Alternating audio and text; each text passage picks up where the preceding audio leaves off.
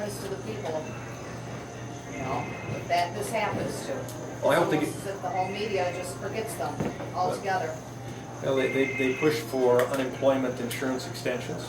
It's this. And I talk to unemployed people, plenty of them who say, hey, I'm hurting, but I don't want a handout. I want a hand up. I want a job. Yeah. I want an economy that's growing so I can have a job. My son, youngest son, works in business in the Lansing area. He's cuts concrete, and he makes $10 an hour. Happy to make it. But when he does a government job, maybe cutting the same curb or wall or sidewalk, but because it's a federally funded project, i.e. the stimulus plan, he makes $28 an hour for the same concrete, the same cut, the same saw, the same blade, the same time period. Now that says something's wrong. In fact, we make the taxpayers pay more just because it's a federal job as opposed to what a customer will pay if they want to cut a church parking lot cut or something. But more importantly to your son, who maybe has done a government job at $28 an hour for, say, 10 years, sets his budget up accordingly, now it gets chopped down to $10 an hour. How do you handle all that? And that, you know, and that's what there's not enough support for those people. That's where I think that's happening to. Obama can sit there and say, oh, we're going to make our phase one.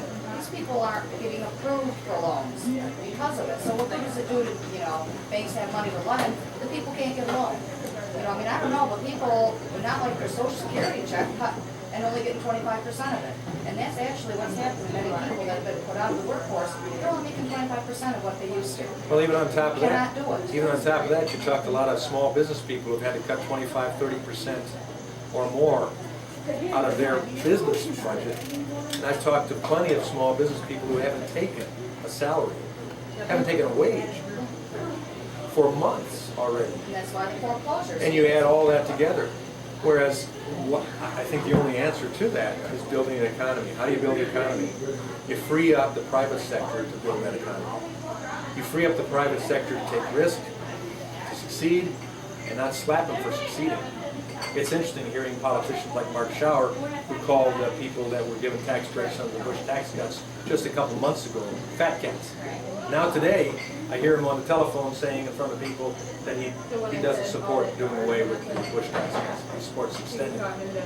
It's amazing what the frustration of a voter is able to produce in a politician who say anything to get reelected. And that's exactly what we need to do. We need to reduce the unnecessary regulation, do away with all regulation. We need certain regulation.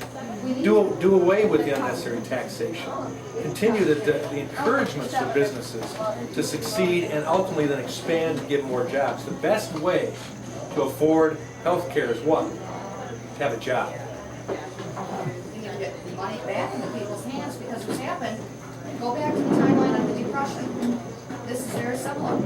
One tier got taken out, then the next tier was as people don't have money to spend and you don't have products to build, you can build up, you're capable of building product.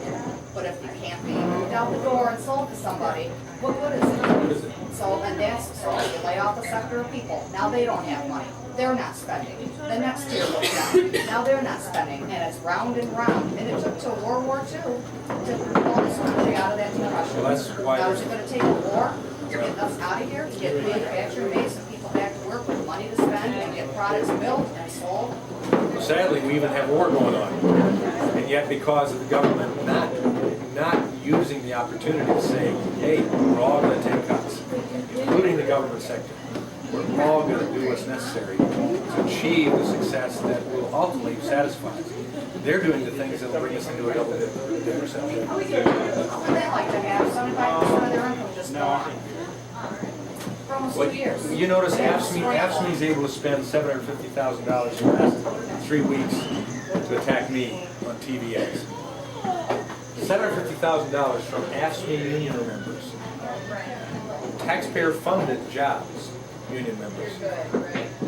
They are continuing their work. And again, they're doing the job that we gave them to do, but there comes a time when you say, wait a second. You know, Reagan talked about doing away with the U.S. Department of Education. Sure wish he had. It's unnecessary.